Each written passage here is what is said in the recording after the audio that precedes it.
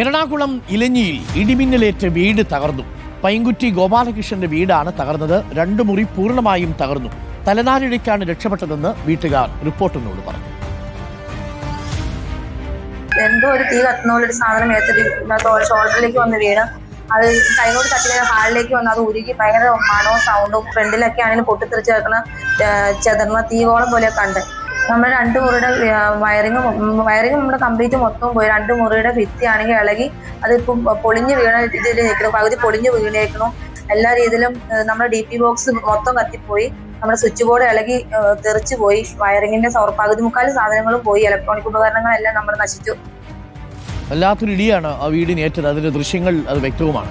MG റോഡിൽ കനത്ത മഴയെ തുടർന്ന് വെള്ളക്കെട്ട് രൂക്ഷവുമാണ്. മേഖലയിൽ ഗതാഗത കുരുക്കിപ്പോഴും തുടരുന്നുണ്ട്. മുബഷീർ പി അക്ബറുണ്ട്. മുബഷീർ, എങ്ങനെയാണ് മഴ കുറച്ചധികം ബുദ്ധിമുട്ടുണ്ടാക്കിയിട്ടുണ്ടെന്ന് തോന്നുന്നു? ഇപ്പോൾ ഇടിമിന്നലേറ്റ് ഒരു വീട് തകർന്നതിന്റെ ദൃശ്യം നമ്മൾ കാണിച്ചു. കൊച്ചി നഗരത്തിൽ വെള്ളക്കെട്ട് വീണ്ടും രൂപപ്പെട്ടോ? എന്താണ് അവസ്ഥ ഇപ്പോൾ മുബഷീർ?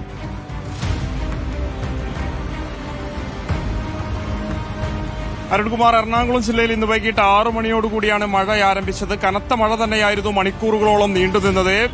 നഗര കേന്ദ്രീകൃതമായിട്ടുള്ള മേഖലകൾ ഉൾപ്പെടെ വെള്ളക്കെട്ട് രൂപപ്പെട്ടിരുന്നു. ഞാനിപ്പോൾ നിൽക്കുന്നത് MG റോഡ് പരിസരത്താണ്. ഇവിടെ വെള്ളക്കെട്ട് ഇപ്പോഴും വിട്ടുമാറിയിട്ടില്ല.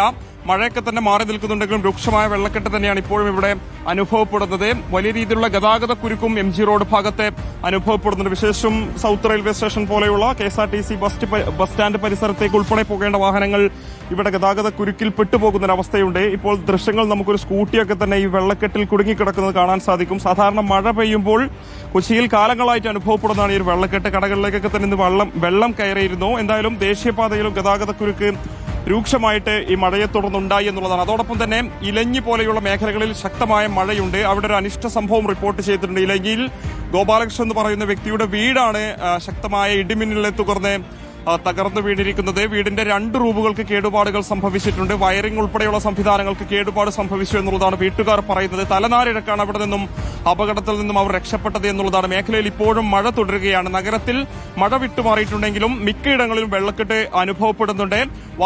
വാഹനങ്ങളും ഗതാഗത കുരുക്കും ആ നിലയിൽ തന്നെ നഗര കേന്ദ്രീകൃത മേഖലകളിലൊക്കെ തന്നെ തുടരുകയാണ്. Arunkumar, okay, thank you. Mubasheer P അക്ബറാണ് വിവരങ്ങൾ നൽകിയത്. കൊച്ചിയിൽ പലയിടങ്ങളിലും വെള്ളക്കെട്ടുണ്ട്. കൊച്ചിയിൽ മഴ പെയ്താൽ മതി വെള്ളക്കെട്ട്, പക്ഷേ പണ്ടത്ര ഒരു രീതിയിലുണ്ടായിരുന്ന വെള്ളക്കെട്ട് ഇപ്പോഴില്ല.